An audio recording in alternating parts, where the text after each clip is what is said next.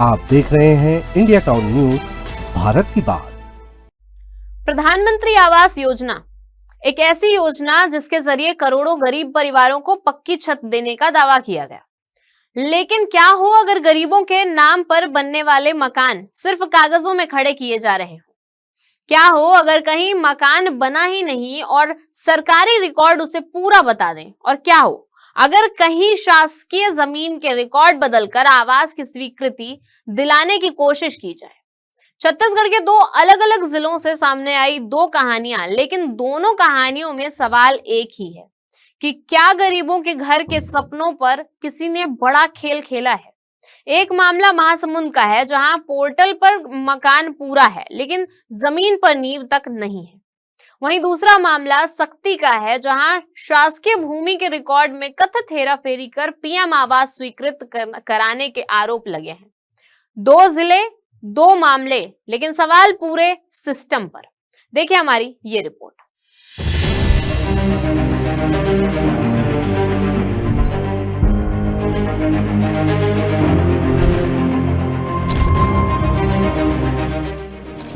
प्रधानमंत्री आवास योजना गरीब परिवारों को सम्मानजनक जीवन देने वाली केंद्र सरकार की सबसे महत्वपूर्ण योजनाओं में से एक। लेकिन अब इसी योजना को लेकर छत्तीसगढ़ में गंभीर सवाल उठने लगे हैं। महासमुंद और सक्ती दो अलग अलग जिले, लेकिन आरोप लगभग एक जैसे। सरकारी दस्तावेजों और जमीनी हकीकत में बड़ा अंतर। सबसे पहले बात करेंगे महासमुंद जिले से हमारे संवाददाता आशीष गुप्ता की इस रिपोर्ट की। यहाँ हेमन बाई पति रामजी के नाम पर प्रधानमंत्री आवास स्वीकृत हुआ।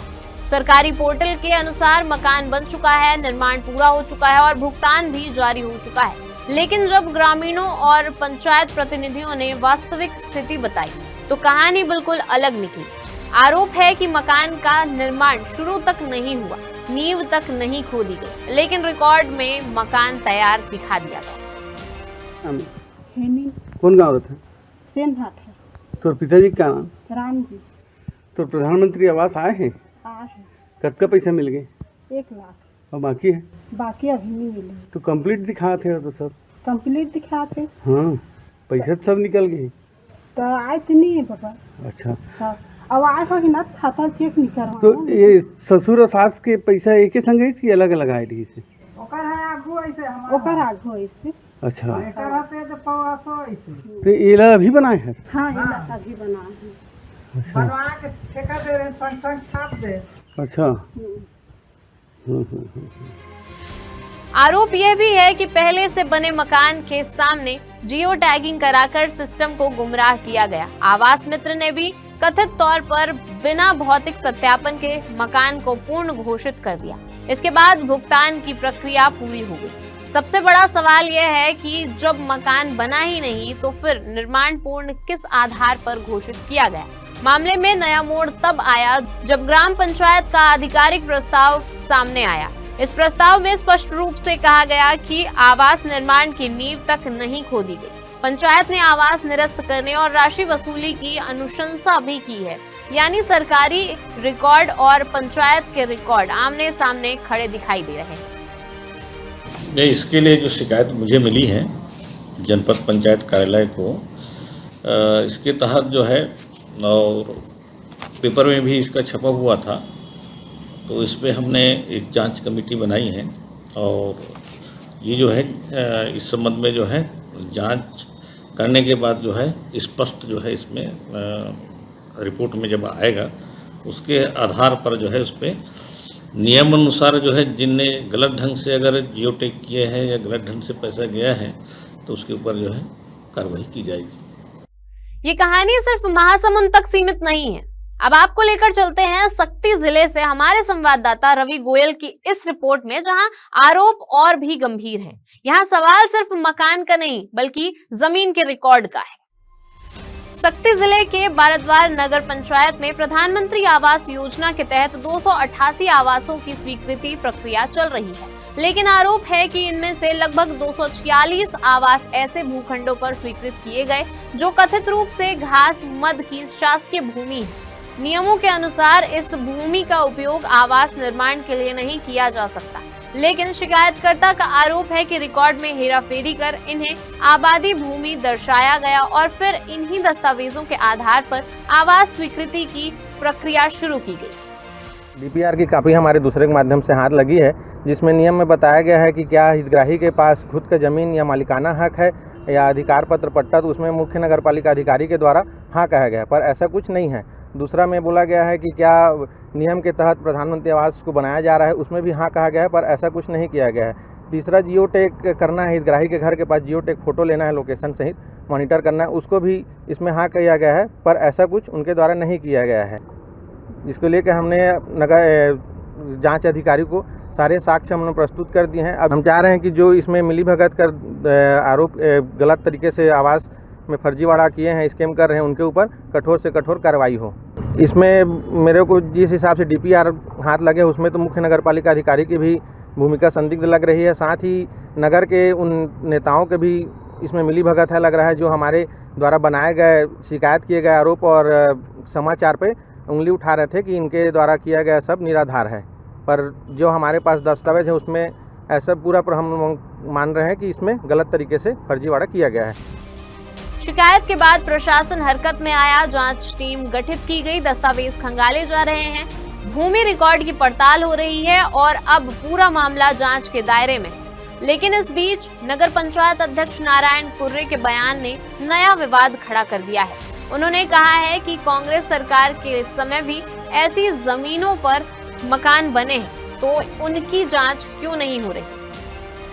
भाई, जो घास भूमि है 10 वर्षों से नगर पंचायत में काबिज रहे, कैसे वो लोग आवाज़ बनाए उस जमीन पर, कैसे लोग गरीब लोग वहाँ पे घर बना पाए, ये तो बड़ा चिंता का विषय है। क्योंकि नगर पंचायत वाले लोग तो बड़ा सक्रिय रहते हैं, तो निश्चित रूप से पूरा संदेह के दायरे में है कि उस वार्ड में पूर्व में बड़ा स्तर पर आबादी भूमि पर खरीदी बिक्री का काम हुआ होगा, तभी तो गरीब लोगों का आवास क्या कच्चा मकान बना हुआ है। वो तो वार्ड ही नहीं बनना चाहिए था।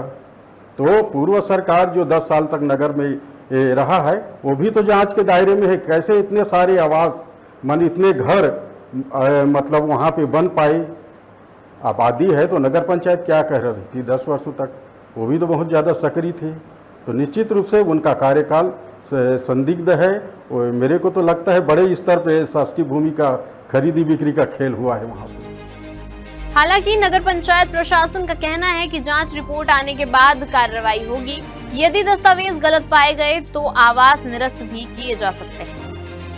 तो प्राप्त हुआ है कि आबादी भूमि को घास भूमि बताया जा रहा है, क्योंकि ये प्रकरण राजस्व से संबंधित है। तो जांच रिपोर्ट आने पश्चात इन्हें स्पष्ट हो पाएगा।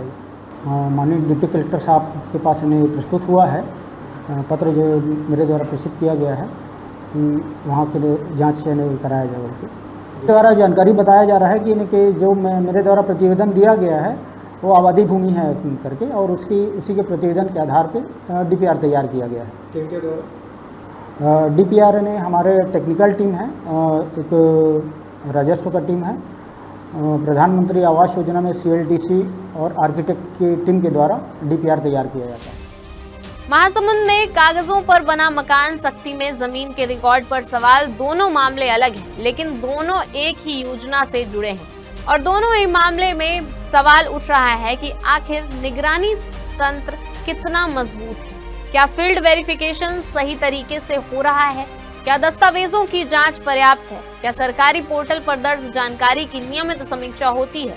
और सबसे बड़ा सवाल, क्या गरीबों के लिए बनी योजना में कुछ लोग निजी फायदा उठाने की कोशिश कर रहे हैं?